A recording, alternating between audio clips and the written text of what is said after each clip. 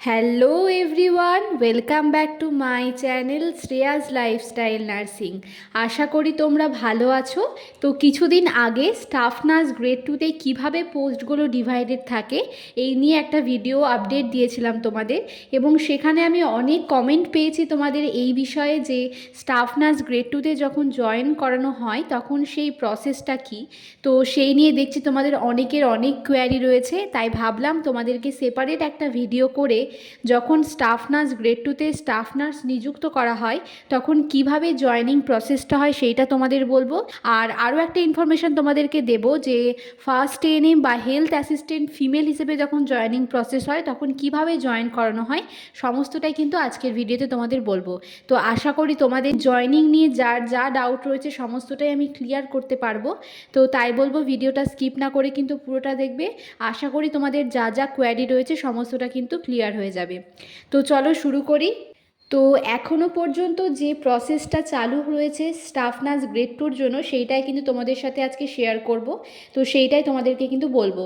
তো 2022-এ তোমরা জানো লাস্ট রিক্রুটমেন্ট হয়েছিল এবং 2022 পর্যন্ত কিন্তু চলে এসেছে যে স্টাফ নার্স গ্রেড টুর জন্য এখনও পর্যন্ত কোনো এক্সাম কিন্তু চালু হয়নি, শুধুমাত্র ইন্টারভিউ প্রসেসেই কিন্তু স্টাফ নার্স গ্রেড টুর জন্য স্টাফ নার্স কিন্তু নিয়োগ করা হচ্ছে।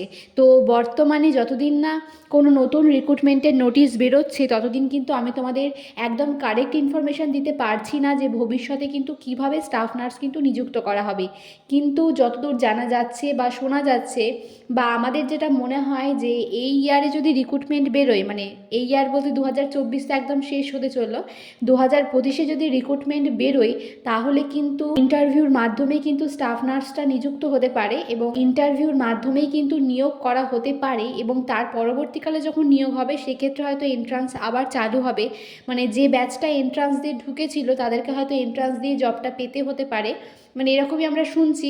তো দেখা যাক, যতদিন না পর্যন্ত কোনো প্রকার কোনো নিউ আপডেট আমরা পাচ্ছি, মানে নতুন রিক্রুটমেন্ট বেরোচ্ছে সেখানে কি নোটিশ পাবলিশ হচ্ছে, ততদিন পর্যন্ত কিন্তু ধরে রাখো যে ইন্টারভিউ প্রসেসেই কিন্তু স্টাফ নার্স কিন্তু নিয়োগ করা হয়।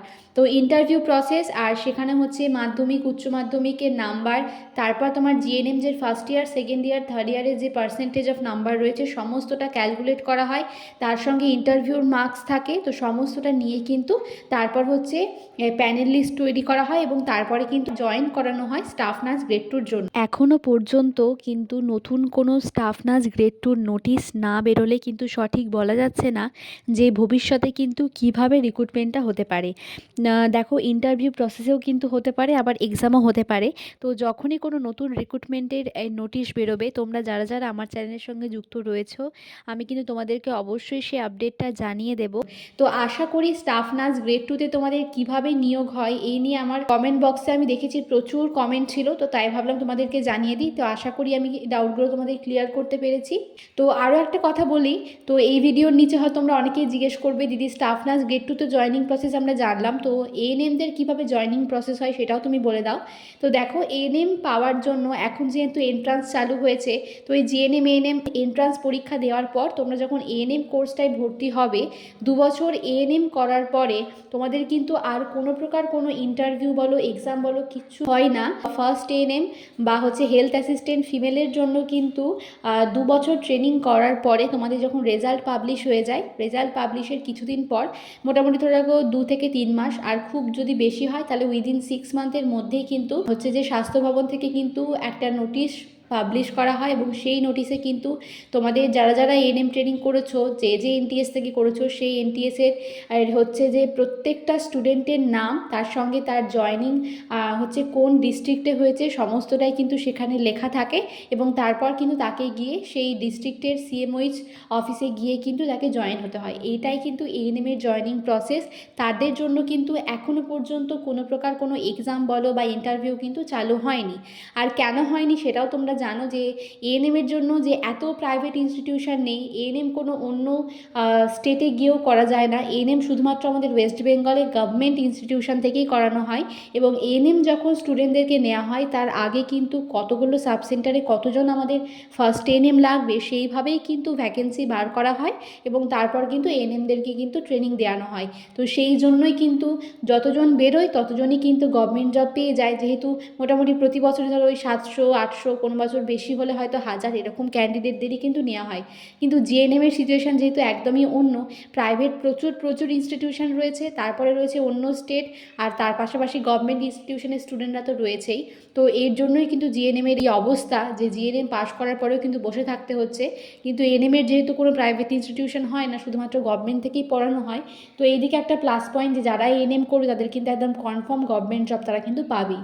আরও একটা কথা তোমাদেরকে বলি যে এএনএমের জন্য যেমন তোমাকে যে ডিস্ট্রিক্টে তোমাকে জয়েন হতে হবে সেই ডিস্ট্রিক্টের আর সিএমওইচ অফিসে গিয়ে তোমাকে হচ্ছে সমস্ত কিছু জমা করতে হবে এবং তারপরে তুমি জয়েন হতে পারবে, ঠিক তেমনই কিন্তু জিএনএম করার পর যখন তুমি স্টাফ নার্স গ্রেড 2 হিসেবে তুমি স্টাফ নার্স পদে নিযুক্ত হবে, তখনও কিন্তু আফটার প্যানেল লিস্ট তোমার যে ডিস্ট্রিক্টে তোমাকে হচ্ছে জয়েন হতে হবে সেই ডিস্ট্রিক্টের সিএমওইচ অফিসে গিয়ে কিন্তু তোমাকে সমস্ত কাগজপত্র জমা দিয়ে কিন্তু তারপর কিন্তু তুমি জয়েন হতে পারবে। আরও একটা ইনফরমেশান তোমাদেরকে দিই যে অনেকেই এখন বলতে পারো যে দিদি স্টাফ নার্স গ্রেড 2-র জন্য কি নিজের ডিস্ট্রিক্টে জব পাওয়া যায়, আর ফার্স্ট এএনএম বা হচ্ছে হেলথ অ্যাসিস্ট্যান্ট ফিমেলের জন্যও কি নিজের ডিস্ট্রিক্টে জব পাওয়া যায়।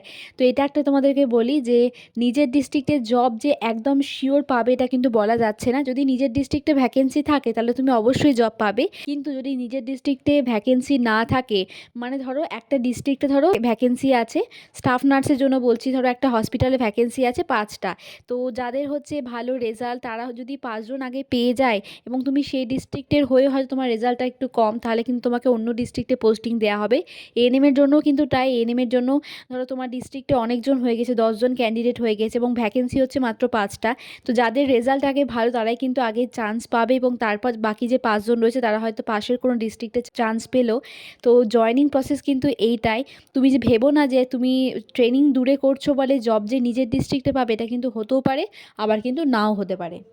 ট্রেনিং তুমি বাড়ির কাছে করছো মানে যে তোমার বাড়ির কাছে কোনো হসপিটালেই কিন্তু পোস্টিং হয়ে যাবে, এটা কিন্তু হতেও পারে আবার নাও হতে পারে। আগেও বললাম যদি ভ্যাকেন্সি থাকে তাহলে অবশ্যই পাবে, আর যদি ভ্যাকেন্সি না থাকে তাহলে কিন্তু হোম ডিস্ট্রিক্টের নাও জবটা হতে পারে, হয়তো দূরের কোনো ডিস্ট্রিক্টে কিন্তু জবটা হলো। তো আশা করি অনেকের অনেক ডাউট ছিল এই বিষয়ে যে দিদি কীভাবে স্টাফ নার্স গ্রেড 2-তে জয়েন করানো হয়, স্টাফ নার্স গ্রেড 2-তে জয়েনিং প্রসেসটা কি তোমরা জানতে চাইছিলে। আমি তোমাদেরকে কিন্তু সেই ইনফরমেশনটা তোমাদেরকে আশা করি দিতে পেরেছি। তো আরও একটা কথা বলি, তোমরা যদি চাও তাহলে আমি চেষ্টা করব পরের কোনো ভিডিওতে স্টাফ নার্স গ্রেড 2-তে যে মার্কস ক্যালকুলেশনটা হয়, মানে মাধ্যমিক উচ্চ মাধ্যমিক তারপরে জিএনএমের যে 3 বছরের মার্কস, তার সমস্তটা নিয়ে কিভাবে ক্যালকুলেশন করে কিন্তু প্যানেল লিস্ট তৈরি করা হয়, তো সেই মার্কস ক্যালকুলেশনটা তোমরা যদি চাও তাহলে আমি তোমাদের সাথে শেয়ার করতে পারি।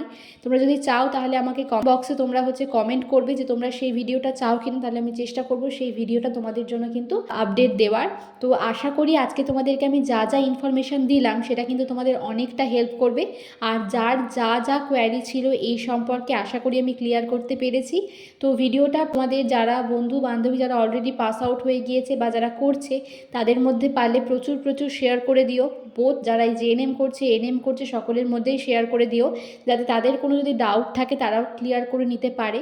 ভিডিওটি ভালো লাগলে একটি লাইক অবশ্যই করো, আর পরের কোন টপিকে ভিডিও চাও সেটা তো অবশ্যই কমেন্টে তোমরা আমাকে জানাবে। আর যারা এখনও সাবস্ক্রাইব করোনি সাবস্ক্রাইব করে আমার চ্যানেলের পাশে থেকো। আমি চেষ্টা করব তোমাদের আমি যেটুকুটা জানি সেইটুকুটা দিয়েই তোমাদের হচ্ছে হেল্প করার। তো আশা করি তোমাদের আমার করা ভিডিওগুলো অনেকটাই হেল্প করে থাকে, তাহলে সাবস্ক্রাইব করে আমার চ্যানেলের পাশে থেকো।